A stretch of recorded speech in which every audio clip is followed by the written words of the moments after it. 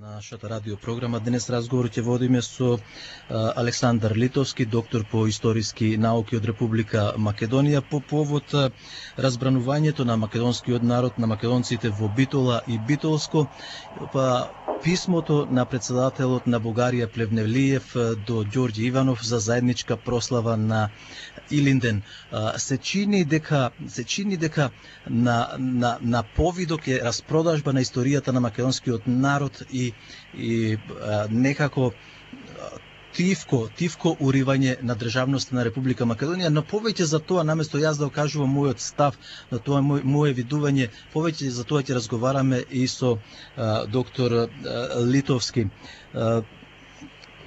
Господин Литовски, добро утро на вас и драго ми е што се одзвавте на нашата покана, затоа што не многу од историчарите на Република Македонија и академиците на Република Македонија сакаат да зборуваат за овој проблем кој го слушнавте во мојот вовед на нашето интервју. Да, добро утро, благодарам што ме поканивте.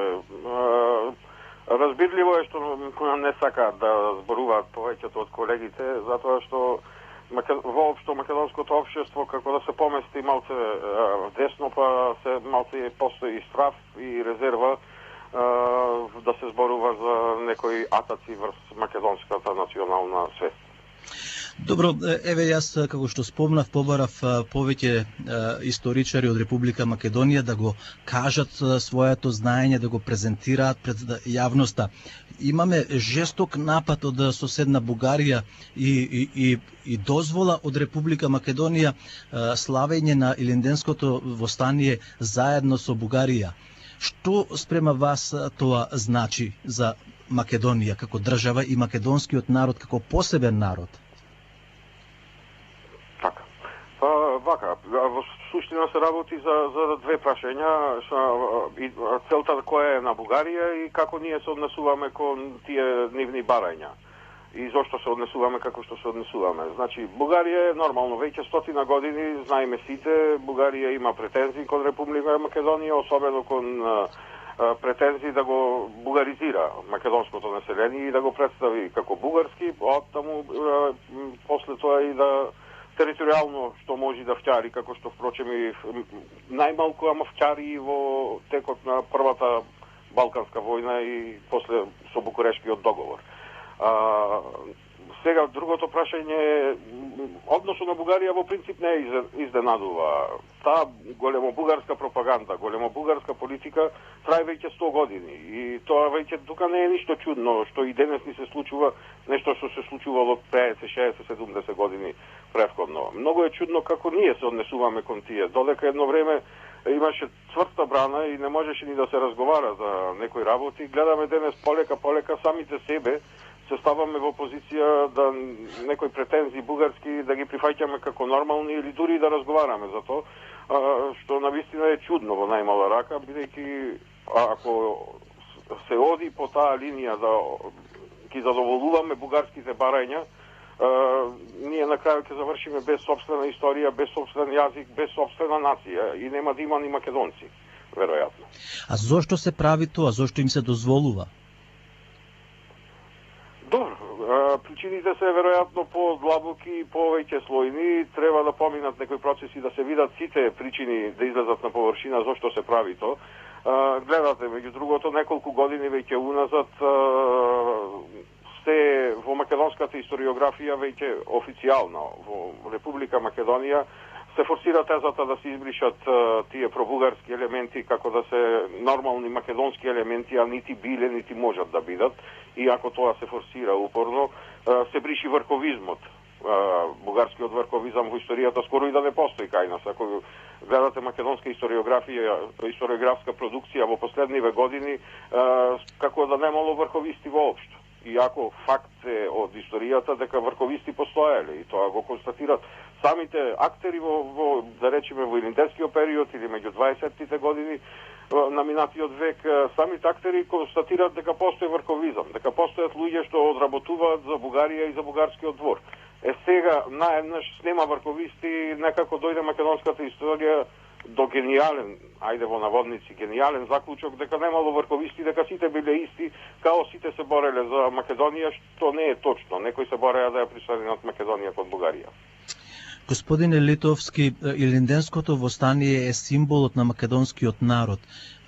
Единствено што учествуваше и што пролеа реки од крв се македонците. Изгубивме голем број на македонци во тоа Илинденско востание, кое беше и на некој начин подметнато од страна на тие врховисти од бугарскиот двор. Не учествуваше бугарската војска во ослободувањето на Македонија од турското робство. Напротив, во 2012-13 година се случи окупација. Како го толкувате вие тоа, а како го толкуваат најумните глави во наводници на Академијата на Република Македонија, како Владо Камбовски, којете и тој самиот предложи Илинденското востание дека може да се прославува заедно со Бугарија? Да, факт е дека во Илинденското востание го водеше македонскиот народ и беше и крвавеше македонскиот народ пред се. Секако, во време на Илинденското востание имало борци и од другите националности или соседни земји на Македонија, имало и бугари меѓу другото, меѓутоа имало и црногорци дури, ако знаете, голем војвода има црногорски во четата на Ѓорче Петров. Не е битно, сакам друго да кажам, дека Илинденското востание е повеќе не само како востание. Илинденското востание е символ национален на борбата на македонскиот народ за национално ослободување. Со тек на време тоа се случи така, Илинденското востание да стане символ. Сега наеднаш, ние ако дојдиме и ако одиме по предлозите на академикот Камбовски и на некои други што доаѓаат од кабинетот на председателот предлози, ако одиме во заедничко славење, ние ќе си го загубиме сопствениот символ, национален за борба за национално самостојување, да речеме. И тука е најголемиот проблем. Во принцип, заедничките прослави не се лоши. Меѓутоа, кога со Бугарија, која има 100 години претензии кон Македонија, кога има претензии на непобугарчи сите, да одиме да славиме заеднички Илинденско востание е многу проблематично од едноставна причина што го губиме символот на сопствената национална борба за слобода. И тука е големиот проблем. Инаку, како што, например, пред 2-3 години им се дозволи на србите да слават балкански војни на територијата на Македонија, што и според мене дури ни тоа беше преголема манифестација и некои други неубави пораки за нас прати. Меѓутоа, и бугарите имат што да слават во Македонија. Има бугарски гробишта од Прва светска војна на неколку места во Македонија. Можат да дојдат да слават. Можат заеднички председателите на Македонија и Бугарија да одат да слават за тоа. Меѓутоа, тоа веќе не е национална историја. Тоа е бугарска историја и не е проблем. Нека се одбележи, дури и заеднички, ако треба, со председателите. Меѓутоа, Илинденското востание да се изволка на ваков начин, да се направи од еден национален символ релативизација, да дојди, знаете, малце е македонски, малце е бугарски, тоа мислам дека ќе биде голема грешка. Јас како да не сум задоволен од вашиот одговор која ве прашав, зошто на широко им се отворени портите на бугарската пропаганда од политичарите на Република Македонија и ајде тие да ги оставиме настрана, туку отворени се вратите и од најумните глави на Република Македонија, од академиците, од историчарите.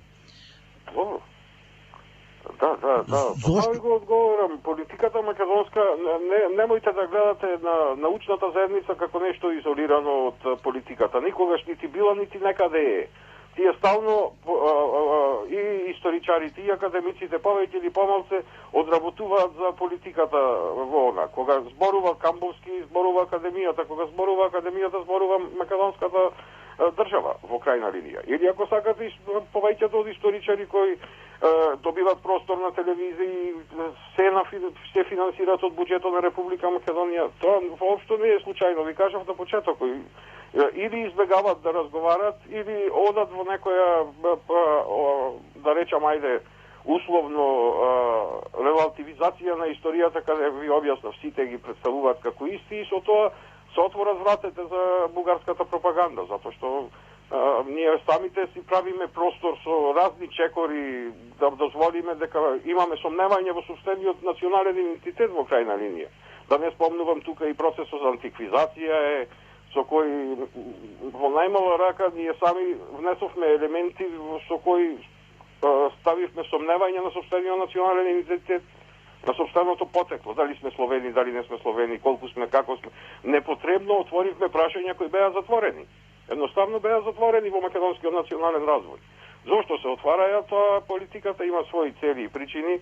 Дали е смислено или не, искрено, тешко може се уште да се одговори, тоа ќе се види, времето ќе покаже, знаете како велиме историчарите, ни треба историска дистанца малце за некои процеси, ама во секој случај, јас од мој аспект можам да констатирам дека се направија катастрофални грешки во македонската национална идеологија и во македонските национални идеали кои сега се поставуваат. Немаме никаква реакција од врвот на научниците. Единствено што разбравме, меѓутоа него имаме се уште прочитано, писмото ваше со писмото заедно со Никола Костурски против славењето на Илинденското востание. Да, ние реагиравме до така. За истата работа реагиравме како повеќе годишни активисти за некои македонски национални права со доктор Костурски и се обидовме да укажеме дека ова предлозите, ако помини предлогот за заедничка прослава на Илинден, дека тоа ќе биде лошо, дека се движи, знаете, јас тогаш не, меѓутоа доктор Костурски преку заедницата на македонците од Егејска Македонија од Битола, таа организација тогаш во 2005-та, ако не се лажам, или 6-та, кога премиер беше Бучковски, кога исто така имаше некаква идеја за да се слави заеднички Илинден, тогаш доктор Костурски во името на како председател на таа организација реагираше на истиот начин како што реагираме сега заеднички двајцата, кога кабинетот на Ѓорги Иванов исто така се обидува да ја протне таа идеја во Македонија.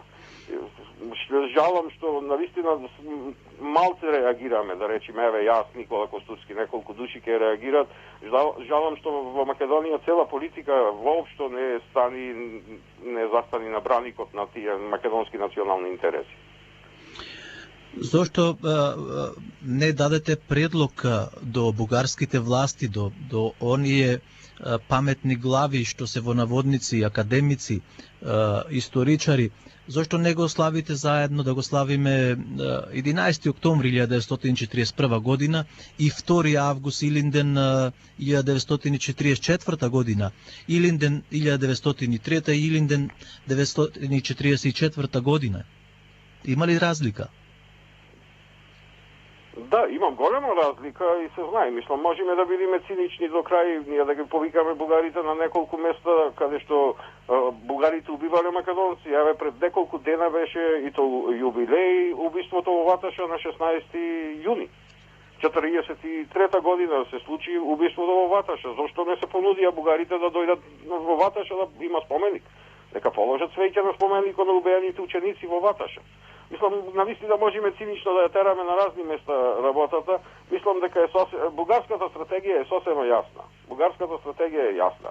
Тие одат на изедначување на македонците и бугарите на сите можни начини и затоа ова заедничко чествување им одговара. За да се каже, нити имало пред 100 години разлика, нити има сега. Еве и заеднички славевме, заеднички се боревме. Ви велам, проблемот е што кај нас тоа се прифаќа многу лесно и се вели добро, па нема врска, тоа е како прослава само. Ма не, можат бугарите да кодат, еве, ние со доктор Костурски напишавме во писмото. Зошто бугарите не побарат, например, додат на, не знам, во Кукуш да положат свеќа кај што беше куќата на Гоце Делчев, заеднички со грчкиот председател или премиер. Не одат, не барат. Таму не можат да помислат да побарат во Грција или на гробот на Гоце Делчев во Баница, кај што беше убиството. Сакам да ви кажам, кај нас најдоја она што се вика мек стомак сега. Мек стомак каде што можат да удират и тие удират. Едноставно бугарите знаат, доволно се умни за да знаат дека сега можат преку уценувањето за членство во Европска унија и НАТО преку нив дека мора да оди наводно. Така изјави барем европратеникот бугарски, дека тие можат да не оценуваат на некој начин. И тоа е едниот проблем. Другиот проблем е што ние самите, ви велам, си ги отворивме малце вратите со внесување на разни да речам, недоумници во нашиот национален идентитет и нашиот национален развој преку ова што се прави кај нас на полето на историографијата. Па добро, еве да знам за кого станува збор спрема она што сакате да кажете. Станува збор за Тодор Александров и Ванчо Михајлов, кои се веќе на широка врата влегоа во историјата на македонскиот народ. Меѓутоа, на македонците, на голем број на македонците, јасно им е дека Тодор Александров беше соработник на Мусолини. Тоа се потврди и со окупацијата на Република Македонија преку Ванчо Михајлов. Да. Мислам, тие се факти кои сега кај нас малце се прескокнува и не се само Ванчо Михајлов и Тодор Александров, тоа се цела она што викаме историска десница во македонското револуционерно движење, беше тесно поврзана со бугарскиот двор и се бореше за бугарските интереси. Најмалце, например, се знае фактот дека, или малце се кажува фактот во македонската историографија дека ВМРО на Тодор Александров во 18-19 година е формирана во кабинетот на началникот на бугарската армија. И тоа е историски потврдено со документи, тука нема никакви дилеми. Тодор Александров, знаете, и Александар Протогрев беа во Бугарија оапсени како воени злосторници после Првата светска војна. За неколку дена воената лига бугарска и воениот врв ги ослободи, ги прими во кабинетот и оттаму ги вооружа. Така е формирана ВМРО 19 година. Не е воопшто случајно се запрашал ли некој од каде оружје и пари за формирање на ВМРО во 19 година. Па еве, точно е нешто подоцна. Не, молим. Па еве кажувам дека Мусолини дека тоа го спонсорираше заедно со Бугарија. Да, од 22 век, јас ви кажувам пред Мусолини ви кажувам. Како историска фактографија, пред Мусолини Бугарија ја формира. А точно е тоа што го кажувате, после се надоврза, се финансираше и од Италија и се поддржуваше долги години. И за тоа има пишувано еден германски историчар, ако сака, мислам, ако отвориме, Стефан Трепст, има пишувано за финансирањето на ВМРО и поддршката што Италија фашистичка ја даваше на ВМРО уште 22 година, 23-та. Во време на Тодор Александров. За после нема никакви дилеми. Добро, не се свесни нашите историчари и академици за тоа? Видете, мислам дека се свесни, мислам дека ова не е нешто многу непознато или ова. Ова се знае, ама знаете, тие работи ги прескокнуваат и историјата, знаете како, историјата не се пишува само заради историја, заради вистината или заради некоја пишуваат историјата и заради денешни потреби. Пишувањето на историја во која ВМРО на Тодор Александров и Ванчо Михајлов ќе бела, а нема да е црна организација во македонската историја, има своја политичка логика во денешно време. Знаете, на власт е ВМРО ДПМН има потреба од убава слика во јавноста сега, па затоа и историски таа слика грда од некогаш се прави бела. Ние имаме и официјално... Се обидувам да ви ја кажам логиката зошто се, на кој начин и зошто се манипулира историјата. Не е тоа така случајно, нашите историчари дошле па кажале, тоа има и политички импликации во денешно време. Пишувањето на историјата не е едноставна работа и не зафаќа само минатото, ја зафаќа и сегашност. Па токму овај дел го изучува, односно го презентира директорот на архивот Зоран Тодоровски, кој знаеме дека отворено, јас можам да кажам јавно, има пробугарски ставови. Да, директорот на архивот повеќе пати прозиван во македонската јавност, тој тоа го негира. Нормално може да се негира и да се кажува едно, а сосема друго да се работи. И не мислам дека никогаш е проблемо на еден човек, па макар да се викал и Зоран Тодоровски или било како. Мислам дека државата го спонзорира и го финансира тоа и мислам дека проблемот е на политиката која ја води државата, не на историчарите или на академиците, затоа што историчарите и академиците се само луѓе и стално ќе најдете некој кој ќе одработи за политиката некоја работа. Проблемот е во политиката на државата. Политиката на државата ја прави официјалната историографија, таа финансира проекти, таа финансира книги, таа финансира телевизиски емисии и ако не сака нешто да се случува, едноставно нема да се случува. Затоа јас не можам да поминам скоро сите книги што сум ги напишал се без поддршка од државата и сам си ги финансирам, затоа некои други па добиваат затоа што пишуваат онака како што државата има потреба да се пишува. Така да речам, проблемот е основен кај државата со ова што се случува, а не кај поединци. Добро, ќе се спротивставили македонскиот народ на овие налудничави идеи сега, не се идеи, меѓутоа спроведувања се во дела, настани,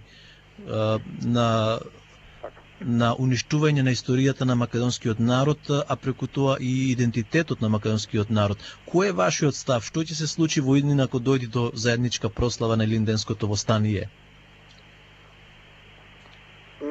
Не знам, мислам дека нема да се случат големи работи, мислам дека веќе пропагандната машинерија на владеачката партија е толку силна што може да релативизира се. Знаете, кога можеше да помени антиквизацијата и оние налудничави споменици на сред Скопје, и цела таа идеологија, да речам, ајде во наводници, ако може да се каже историска, мислам дека може да помени се. Доволно е силна пропагандата за да го оттргне вниманието кај македонскиот народ, за да нема големо некое спротивставување или некои големи протести. Ќе добиеме протести вака поединачни, како што јас, Костурски и неколку други реагираме, и тука завршва се. И не е проблемо сега другата страна, не е проблемо на македонскиот народ што не реагира, што се краде историјата и што се манипулира на тој начин. Проблемот е што нема ни политичка опозиција доволно силна за да ги потегни некои работи спротивно од ова каде што оди цела држава, и тоа би требало да биде на опозицијата работа. Знаете, опозицијата е слаба, не е заинтересирана за таа работа и политички не може да се дај поддршка на идејата за спротивставување на кражбата на македонската историја или на побугарчувањето, ајде јас ќе речам, на македонската историја. Навистина чудно е што дури и најнеупатениот македонец прво што ќе побара е Бугарија да ги признае македонците во Пиринска Македонија, да признае македонски народ во Република Македонија, да го признае македонскиот јазик. Да, тоа ќе оди така. Во право сте, сите тоа ќе го речат, ама утре да се слави заеднички Илинден, мислам дека ако нема да има некои реакции. Тоа би е нешто слично, знаете како, сите нешто кај нас продават патриотизам и не знам што, ама кога Талат Џафери стана министер за одбрана, нешто немаше некои големи реакции. Дури од оние најголеми во наводници патриоти македонски, што многу сечеја канџи и не знам што правеа, гласаја во парламенту или воопшто не се јавија да се спротивстават кога еден командант на терористите она стана министер за надворешни. Сакам да ви речам, имат механизми, државата има механизми доволно силни за да ги задуши тие такви. А и оние, знаете, имаме патриоти кои баш и не се нешто многу патриоти, кога ќе треба да се спротивстават на власта. Тие се патриоти велеранто, јас ги викам кафански патриоти кои во кафана само се тупкат во гради, а кога ќе дојде вистински нешто да се направи, тогаш ги нема нигде.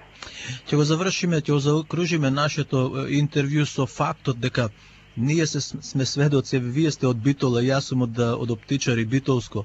Нашите родители се уште ги памтат злосторствата на бугарската војска во Втората светска војна. Ете таму горе, кај нас во Лавци, нели беше убиството на Тајти Даскалот?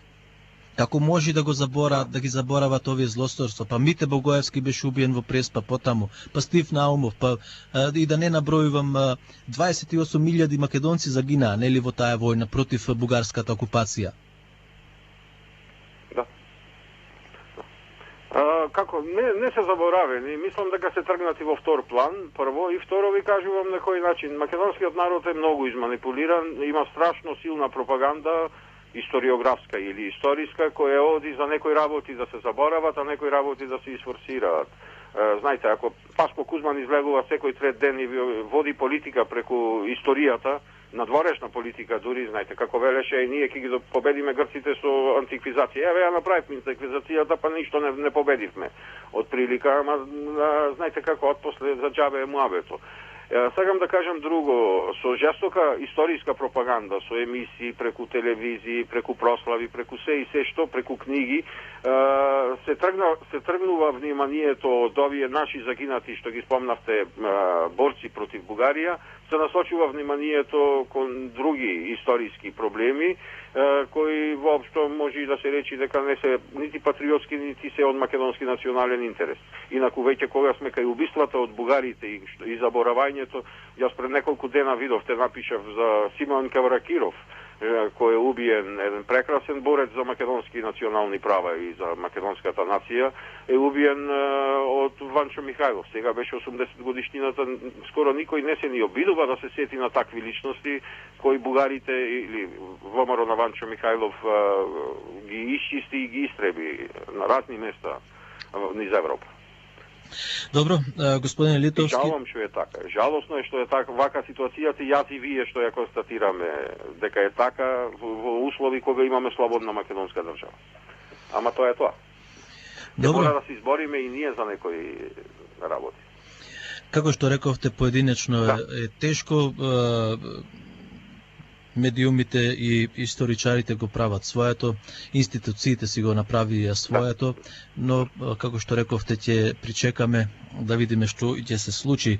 Меѓутоа, ако подобро народот велат да се спречи отколку да се лечи, јас на крајот сакам да ви се заблагодарам за вашето мислење, за вашиот став за заедничка прослава на Илинденското востание заедно со Бугарија, кои, како што рековте, повеќе од 100 години не се откажала дека ние сме еден народ на тие територии таму. Да. Ви благодарам и вас за поканата да зборувам. Секако имаме малку можности да кажеме тоа што го мислиме ние, некои вака да речеме, ајде, во наводници опозициони историчари, и во благодарам за можноста што воопшто можам да зборувам на оваа тема. Се надевам и за други теми ќе бидеме во контакт. Секако ви благодарам уште еднаш и до слушање.